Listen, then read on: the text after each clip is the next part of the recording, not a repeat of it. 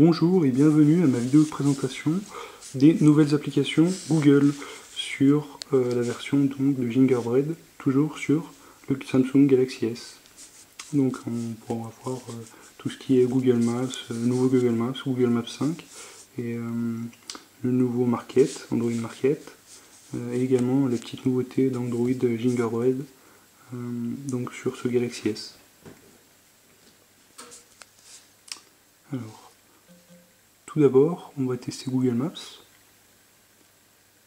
Donc on peut voir que cette nouvelle version possède maintenant des vecteurs au lieu au lieu de charger des images, elle charge maintenant plutôt des vecteurs, ce qui permet de charger beaucoup plus vite.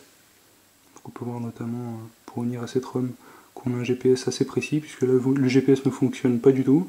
Il fonctionne uniquement par triangulation, il détecte déjà à 30 mètres, une précision de 30 mètres, ce qui est pas mal. Donc pour l'instant on est en vue normale, pas trop de nouveautés par rapport à l'ancienne version.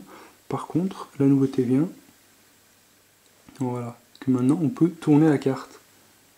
Non seulement on a ce contrôle là, mais également on peut pivoter dans une vue 3D.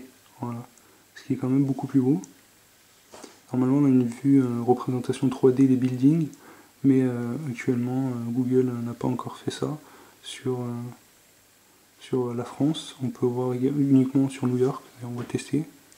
Enfin, sur les États-Unis en tout cas c'est quand même pas mal développé. On va faire un petit test par exemple sur la ville de New York.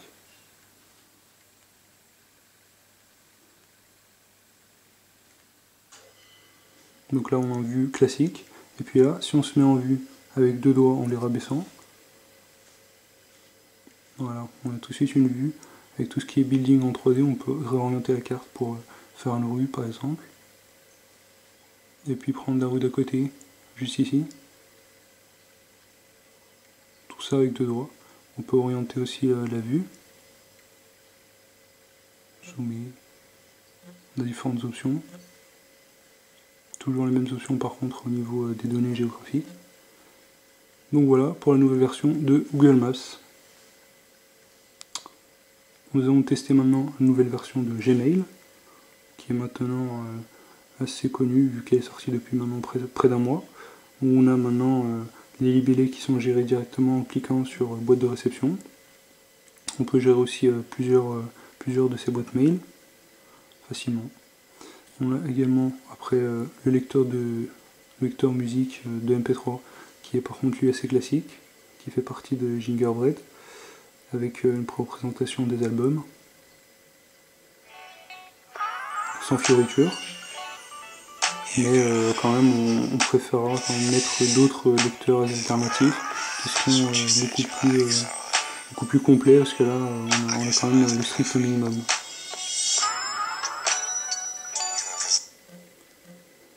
Et on va tester également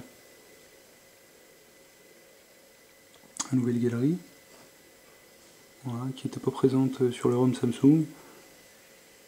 Voilà, on a cette fonction un petit peu comme l'iPad.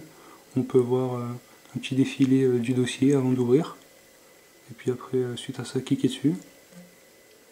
Après, qu'est-ce qu'il y a d'autre de nouveau que je ne vous ai pas encore montré? On peut voir également tout ce qui est contact. Maintenant, on a des icônes légèrement différentes.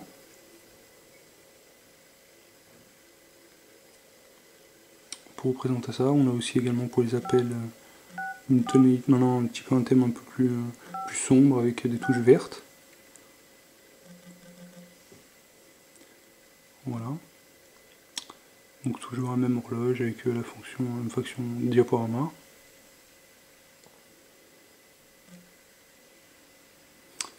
Et donc voilà à peu près tout ce qui est pour ce qui est des nouveautés. On peut voir que là c'est tout à fait compatible avec toutes les applications actuellement sur le market. Voilà, tout ça est super fluide, on peut lire des vidéos avec Rock Player également, qui est un lecteur alternatif qui pourra lire tout ce qui est DivX, puisque cette ROM de Gingerbread ne gère pas de DivX en natif. Tout ce qui est lumière qui fonctionne également. Voilà pour les nouveautés. Merci de m'avoir suivi.